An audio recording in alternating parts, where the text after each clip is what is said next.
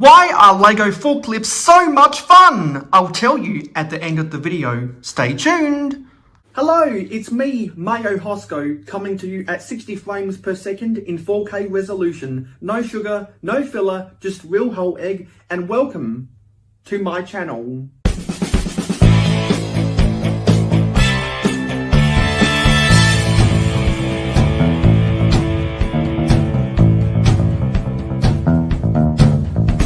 These are some LEGO forklift mocks that I made over the past fortnight.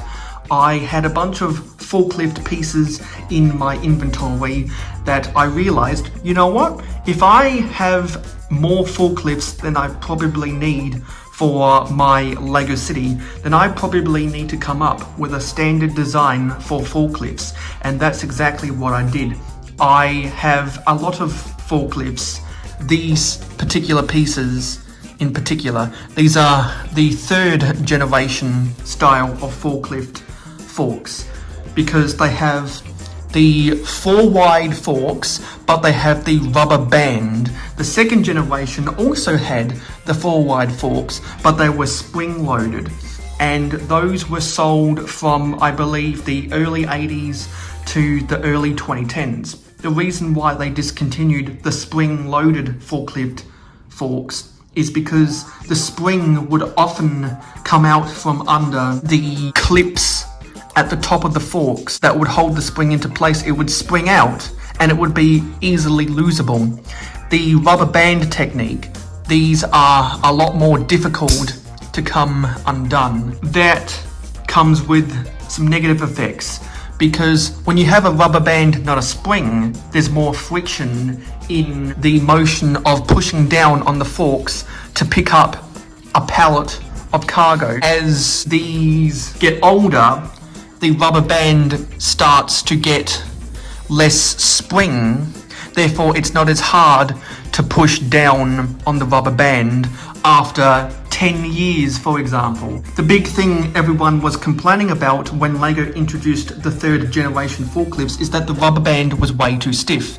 Well, naturally, the older a rubber band gets, the less spring in its tension it has over time. So I've actually grown to like these styles of forklifts. I know that there are some people much older than me who would disagree with that statement, but I think that they're not as bad as other people think. So onto my designs of forklift, because I just wanted to get that little bit of a history about the forklift piece done first. So my design uses the third generation forks, as we've said.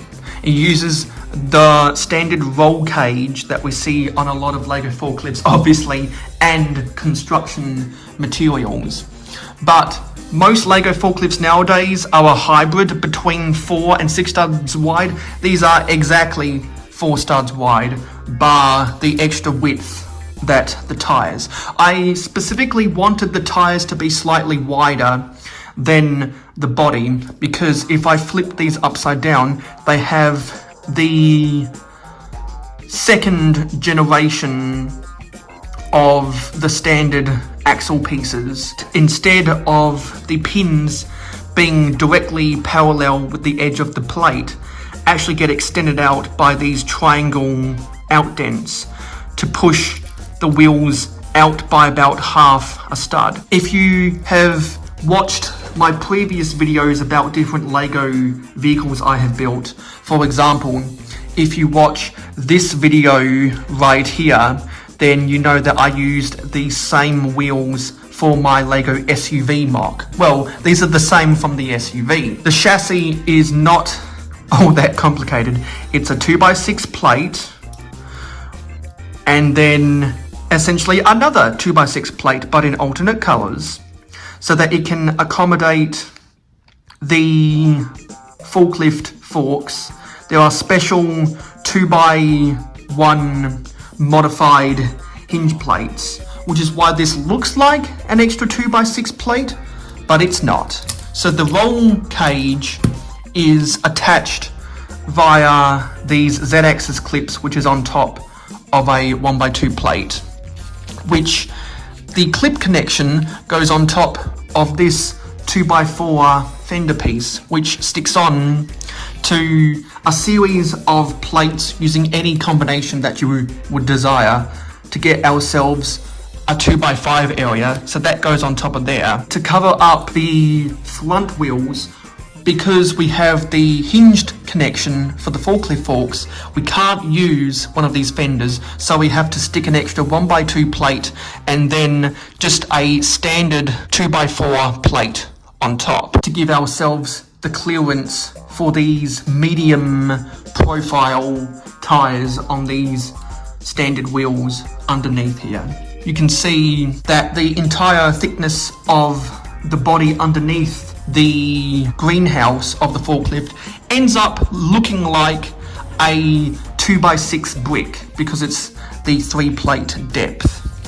And I decided to go for these for my industrial liveries with a black and white color scheme so that you can get the hazard striping effect at the back here. Now, these two forklifts are designed slightly differently. This forklift has the 1x2 hinge plates with the vertical hinge connection for the forklift forks, while this one has the horizontal connection for the forklift forks.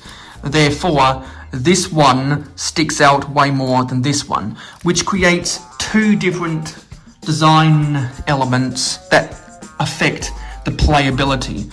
So these forklift forks can be retracted more easily, but they have more of an unsightly gap. These forks can't be retracted as easily because they push up slightly on the 2x4 plate, but there's a lot less of a gap here, which makes it look more realistic. So depending on if you want to go for realism or if you want to go for playability, you kind of have to pick your poison which design you would want.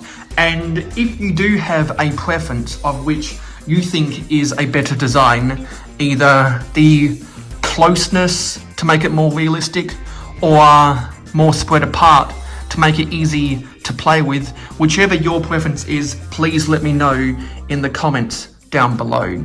So these are very simple construction. It really does not take a lot. And if you build multiples of these, which you can do if you have multiples of these forks and these roll cages, because the chassis is such a simple construction that anyone can do it. And much like with the other vehicles I have made, I would like to try make instructions on Rebrickable. So if you are interested in getting instructions of how to build forklifts like this, let me know in the comments down below. So overall, I'm very satisfied with these, and I can easily go copy paste, copy paste, copy paste. And if I really wanted to, I could try to have forklift fights. And I have definitely spent about an hour or so in the time I have had these doing forklift fights. The bad parts about this design, unfortunately, is because the way the roll cage is attached with these Z-axis clips, the roll cage does kind of come off easily, but there isn't really much of a way to improve that design without adding way too much bulk to the back ends of these forklifts. Also, they have no lighting at all. The only internal control mechanism at all is the joystick lever antennas in the cabins underneath the roll cage. You could add a whole bunch of controls to make these look more realistic, but in my opinion, the simplicity works so well in this design that it just works. In my opinion, it is fit for purpose. The reason why LEGO forklifts are so much fun is because unlike LEGO's competitors, particularly with the toy car market, whenever they make a forklift, they're not all that usable, and they don't have the direct control to actually use them as a functioning format, because most toy car companies don't include an easy mechanism for you to pose the forks going up and down, and or B, they don't give you palleted cargo to put on top of this. Because, for example, I could create 4x6 pallets, or I could use my existing designs of 4x8 shipping containers that I could easily use with these forklifts.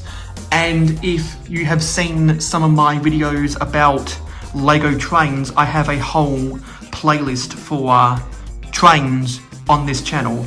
Then you might be able to check out some of that cargo I'm talking about, which is easily compatible with these forklifts, which other toy brands don't bother to do that. I can't really think of any other toy brand besides Lego that has the playability of being able to use the forks as a function of the toy. And speaking of functions of a toy, you know how I said earlier in the video that the spring-loaded forklifts were much harder to repair? Well, I did accidentally just break these forklift forks, as you can see right here. But the rubber band is so much easier to put back on than it is to put the spring back on. So, happy accident, unintended, in this video. So there you go, really fun, because with the Lego building system, it's very easy to play with the forklifts, controlling the forks, and have something for them actually to carry. If you know of another toy car brand that is able to control forklift forks of their forklifts and have an actual piece of cargo for it to carry, I would love to know down in the comments below. So anyway, that's why I think Lego forklifts are really fun to play with. So I'll see you in my next short. I will see you in my next video, and I will see you on my next live stream, which as always is at 9 PM Eastern on a Friday night in North America, or at 8 PM Eastern on a Sunday night in North America. Thank you for watching.